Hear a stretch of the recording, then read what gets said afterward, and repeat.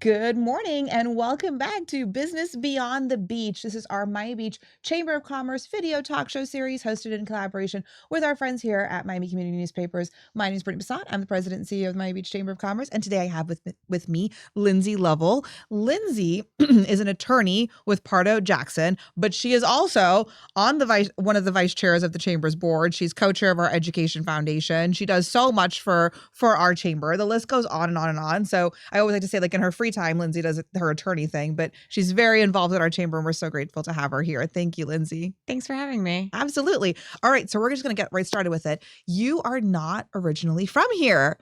You're from Texas. I am originally from Texas. Yeah. Okay. So let's talk about that journey a little bit. What brought you from Texas to Miami, and then why Miami Beach of all places? Fair enough. So I am actually, law is my second career. So I started my career in technology. I worked for Cisco Systems, and Cisco Systems actually moved me from Texas to North Carolina, and then North Carolina to Florida. And so when I first moved to South Florida, I thought 1 year max, I'll be back. And almost 18 years later, I'm still here. But so when I chose Miami Beach, it was actually a function of my job. When I left to go back to law school, when I moved back down, I got a job in Miami. I was going to commute, which would have been a terrible idea. And most of the attorneys in my office actually lived in Miami Beach, which I never thought of Miami Beach as a place to build a life, to have community, that sort of thing. I thought of it as parties and clubs and this, that, and the other. And I spent a week staying down there looking for an apartment when my original housing options fell through. And I found it to be a beautiful, vibrant community and a place that I really could see myself living. And so that's how I ended up there. And I've been there now, Miami Beach, almost 10 years. Wow, that's amazing. Okay, wait. So you said that law is your second career. So where did you go to law school? I went to law school at University of Florida. University of Florida. Absolutely. Okay, so how do you think that your experience at UF, some of the things that you went through there, shaped your path into law and also your community service endeavors, because you're so incredibly involved in community service? So it's kind of two ways to answer that question. So number one, I think University of Florida literally transformed my career path, because I would not be at the firm that I'm at, but for the fact that my roommate, my last year in law school, actually is my managing partner's nephew. And so that's how I got connected with his mom and then his father and his uncle. And so that The whole family. the whole family. And it's they refer to our law firm as a family, and it really truly is. Like, I feel like very close to the people that I work with, and that's what makes it feel like home for me. And we treat our clients like that too. So that's how it transformed my career. But as far as service, that's kind of been instilled in me from a very young age. But at University of Florida, at law school, I organized blood drives. We did charity work at the food bank. We did, volunteer opportunities with like Habitat for Humanity and rebuilding. So it's just kind of the way that I build my community.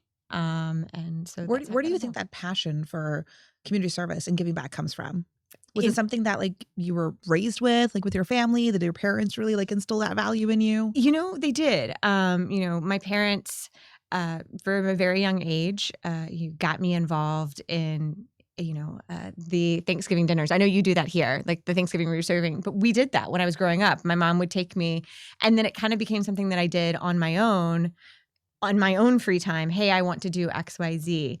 And it just, in large part, it exposed me to like various different people in my community. It really exposed me to a wider world of people, both those people who also are partners in the community, but also the people who need those services that are provided by the people who are giving back to the community. Absolutely. And I think the younger that you get involved with that, the more likely you are to carry it and sustain it through your entire life. It becomes a part of you. It becomes instilled in you and ingrained in you. And it's almost like a bug that you can't get rid of. Like it's so rewarding. I absolutely love it. I know that you are a big advocate and proponent for giving back and being involved in community service. So I think that's incredible. But we're going to pivot a little bit. We're going to talk a little bit about your law work, because that's important. That's your job. It's your full-time job. It's what you do. So tell me a little bit about, what you do, what areas of law that you focus on, a little bit about your practice. How long have you been an attorney now? Okay. So I've been an attorney almost 10 years now.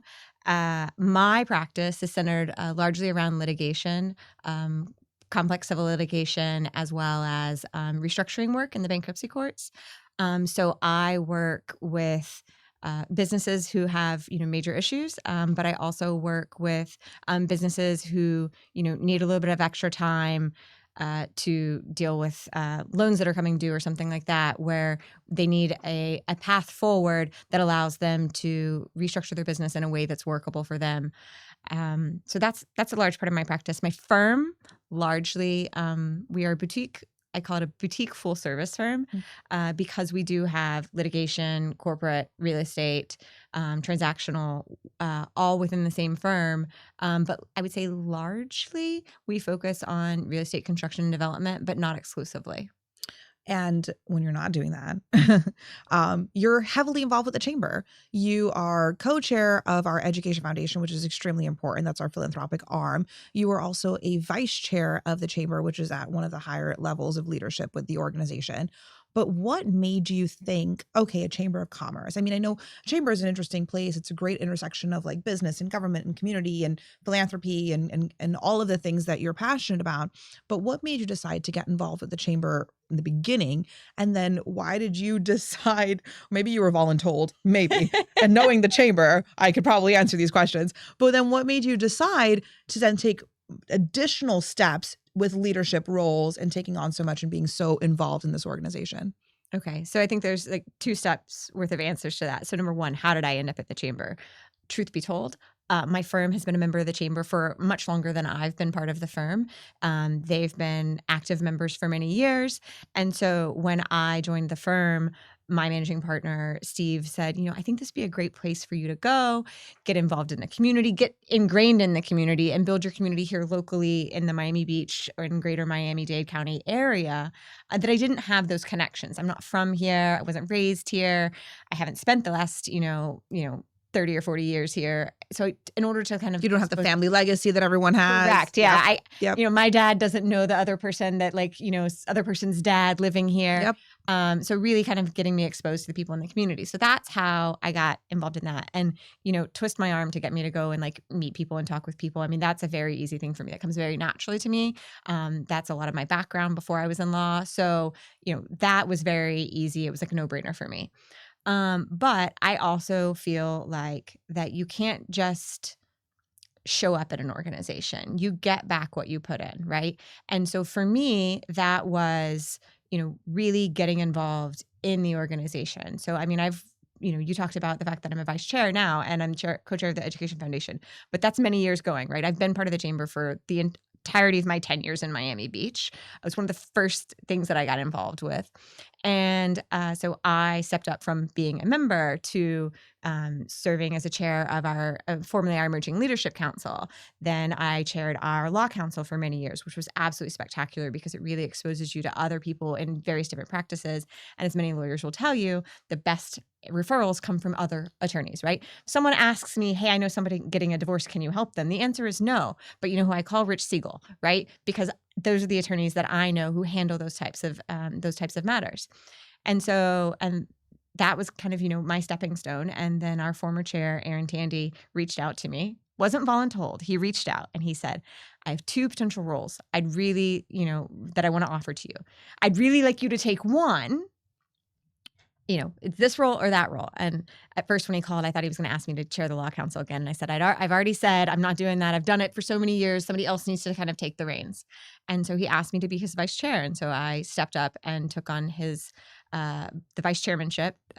It's 3, 4, 5 years ago. I don't know when he was. Yeah, I was about to think. So Aaron was chair 4 years ago. So you've been a vice chair of the chamber for 4 years. There you go. At least. That's at least that long. So I was vice chairs with Rich.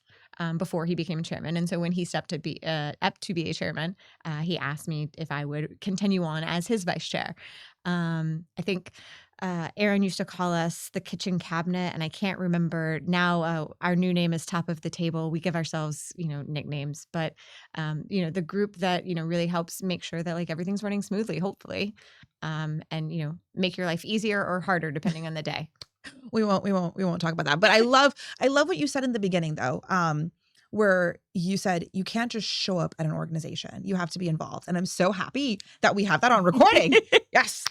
Because that is a true I was not testament paid to say that, I promise. That's a true testament to what we talk about with the chamber. You know, you have to, joining is just the first step, but really truly diving in and getting involved, that's really the important part of where you're going to see that return on investment, which I think you have seen tremendously. And so I want to talk about that a little bit, but I also want to talk, just to wrap up with the chamber, so many questions.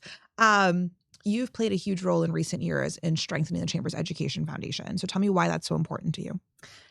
So when I first got involved in the chamber, one year someone reached out to me and said, "Hey, would you like to serve as a judge on this committee, a kind of an ad hoc committee where we were judging scholarships for Beach High students?" And to me, that really hit home because I would not be where I am today. I would not have gone to school where I did. I went to University of Texas undergrad, and I could have stayed at home and gone to the university in my hometown. My dad really was pushing for that. He's like, "It's free, it's paid for," and I said, "No." I was like, "If I can go to either one and I can make this work, then like this is the school that I'm going to." University of Texas at that time was my dream school, and I mean still is. You know, I bleed burnt orange. Sorry to the Gator fans out there. I will be cheering for the Gators every weekend except for the weekend they play Texas, and you know that's where It's like your own heart divided. I mean, it really is. It really is. But you know, I wouldn't be here but for the fact that I got some of those $500, $1,000, $3,000, $5,000 scholarships because they really make a difference for someone who, you know, needs that money, right? They really make a difference when you're kind of cobbling together. I've got loans and scholarships and this, that, and the other, trying to figure out a way to make something work. You know, kind of, at least for me, for the first time on my own, right? And so when someone asked me to take part in that, I was like, without question, 100% I'm in.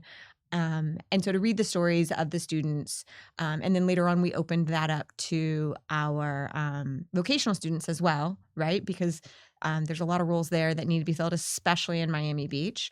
And that costs money as well. And the opportunities for scholarships for those roles aren't as readily available, I don't think, because it's not the traditional college environment.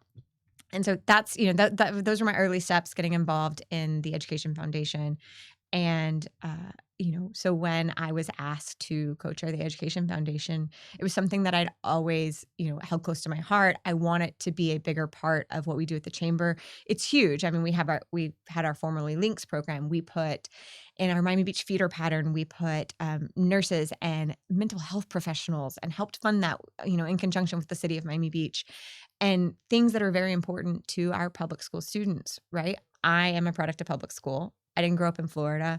But so to me, public school is like the natural thing. Private school was an anomaly where I grew up. Whereas here, it's a little more kind of everyday. It's like so many people have their kids in private school, even at like the youngest age. And so for me, I wanted to make sure that we have, we're doing what we can for those, you know, in our feeder pattern. We've got some great schools. And again, that's part of the reason why I love Miami Beach, is that it is a place that you can, you know, put your kid in public school and really know that they're going to thrive. And so, and I like to think that we have a teensy tiny bit to do with that. Yeah. And I think we've done a great job, especially in recent years. You know, we've really focused some of our fundraising efforts, and I think we're going to ramp up even more. But our golf tournament and our gala both fundraise for our Miami Beach Chamber of Commerce Education Foundation. And we work really closely with other partners to make sure that we have the resources to, of course, impact the change that we need to see in our schools, and just to help our students and our teachers and our faculty. I mean, we do it all, and it's really rewarding. So the other thing that Linsey does, if her job and then her chamber involvement isn't enough, she's also on city boards. Most recently, you joined the Historic Preservation Board. I think you've served on a few, but most recently, you're Historic Preservation. So talk to me a little bit about that experience, why that board, why it's important to you. So the board, I was invited, it's not the right word. Someone heard me speak at... Did you get voluntold here? Someone heard me speak at another organization, you know, about a project that was being developed in my neighborhood. It's my neighborhood association, and said, you know, have you ever considered this? And I said, no, because I've not been practicing for 30 years. I'm not an architect. I'm not an engineer. I appreciate and love historic preservation and I recognize it, but I didn't feel like I was an expert. And they said, but we need solid, good voices. We need young voices. Which I was flattered. They thought I was young. So, I took that as a compliment. Hey. Come on, Linsey. You're young. You're definitely young. Fair. I'll take it. But so, I'd also thought, I do a lot, right? So can I give up an additional day plus the prep time, et cetera, out of my daily business? But it's really been rewarding and enjoyable for me. I've met lots of great people, but it's important to me. I live in a historic neighborhood. I live in a 1930s L. Murray Dixon building. It's, selfishly, I think it's one of the best examples of preservation that is in my neighborhood. But, reasonable minds will probably differ. So it's important to me to see buildings like mine preserved and incentives, for that type of preservation. I also recognize the business aspect of it. And we've got to strike a balance, right? We have lots of competing, I won't say interests, but lots of competing things. We have preservation, we have business, we have sea level rise, we have resiliency. We've got a lot of things that we've got to weigh on our little barrier island. And you've kind of got to take all those things in balance, right? And I think I like to think that we're doing a pretty good job at it right now, and I hope it stays that way. That's great. That's amazing. That's incredible. So now that you are, we can after we've listened to her journey and we know Linsey a little bit better, we can safely say that you are definitely a part of this Miami Beach community. You're very busy. You've done a lot for the community. You've got to unwind sometime, I'm hoping. So when you do that, or when you want to unwind, or when you just want to really enjoy everything that our city has to offer, what's your go-to hidden gem spot? It doesn't necessarily have to be like a restaurant. It could be a place. It could be a park. It could be whatever the case. It could be a sculpture in the city that you love. It could be a building. Linsey just goes and stands outside this building. This is historic preservation in the flesh. But what's that hidden go-to spot that you love? That's really your special place in Miami Beach? Oh goodness. Okay. So I would say I think I have two. Oh, great. Awesome. Two. They're very different. So one, I think we have some of the I play tennis in my free time. I think you know this. Yes, absolutely. In my limited free time, but I play as much as I can. And so one of my favorite places to go is Flamingo Park Tennis Center, which is, we have 17 state-of-the-art clay courts that are public, available.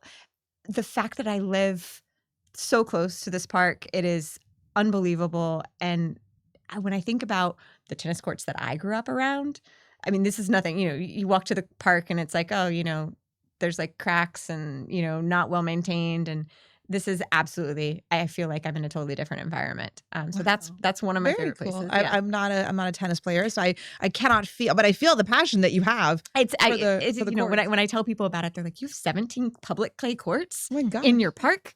And then I don't go there, but Miami Beach Tennis Center has a very similar setup there, and they've got hard courts and clay courts. And then, so that's my casual free time. And then I would say, and you know the answer to this one, but I'll say it anyways. My other go-to place is Cafe Avanti. I introduce everybody that I know to this restaurant. They've become like family to me. They hold a very near and dear place in my heart. But the food is absolutely spectacular. The food really, really is, though. And I'm like, darn it, Linsey, you said it, and now anytime somebody says it, I have to go get it. And I'm going next week after the board meeting. There you go. We have a board member who travels in for our board meetings, and every time she's here, she's like, "Can we go to Cafe Avanti?" Absolutely, absolutely. It's just such a great, and it's one of those places in Miami Beach that's just local. And it's really a local spot. It's family owned. It's absolutely just such a great place to go. And the vibe, the ambiance, the accessibility, all of those things are great. But then, like you said, the food is so truly amazing. I like to refer to it as my Cheers, but with food instead of alcohol, although they do have that. Yeah. But you walk in and everybody knows your name, right? And it's, why haven't you been here in a while? We haven't seen you. Yes. Where have you been? Yes. Nothing like showing up somewhere like that with that type of welcome. Yes, absolutely. Absolutely. And a lot of people think that you can't find that in Miami Beach. And I love that you mentioned that because yes, we have, it's a big tourist destination. It's a global city, but you can still find those little small town touches, which is what makes it so special. We are a very small town with a very big city impact. Absolutely. Absolutely. All right. So for our last question, we're going to wrap it up. All right. But if you could go back in time and find little baby Linsey, or maybe like little girl Linsey, and give her one piece of advice, or just to your younger self, it doesn't have to be when you were a little girl, but advice to your younger self, what advice would you give? I think I would advise myself not to stress so much about what tomorrow is, what the next thing is, what, I've always been very kind of goal-driven, goal-oriented. And so it was a long time, it was a lot less about what is happening right here and now and what does this do for tomorrow? How does Right. this get you there? What's the next step? And so, I don't know, live in the present. Live in the present, enjoy the ride. Obviously there's going to be a destination, right? But enjoy the journey. For sure. And really, really embrace it. That's amazing. Thank you so much, Linsey. I really love that. And that's a great way, I think, to end this episode of Business Beyond the Beach. Again, this was brought to you in collaboration and partnership with our friends here at Miami Community Newspapers. And you guys stay tuned for another episode next week.